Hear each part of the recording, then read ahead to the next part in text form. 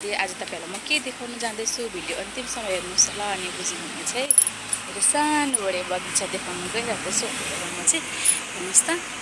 मैले अस्ति नै देखाएको थिएँ नि तपाईहरुलाई टमाटरको गाँचहरु त्यही हो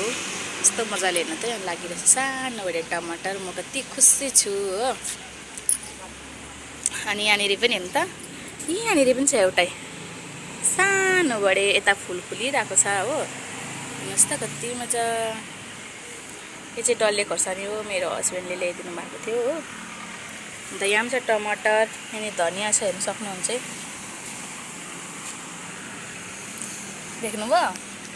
अनि यहाँनेरि पालक साग पनि छ पुदिना पनि छ यहाँनेरि देख्नुभयो पुदिना है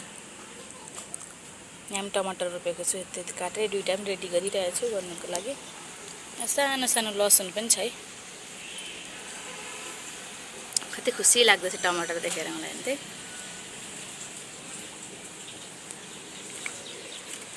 यता पनि छ फुल्दैछ भक्कु फुल लागेछ मजाले फुल लागेछ हो अनि यहाँनिर साग छ यो साग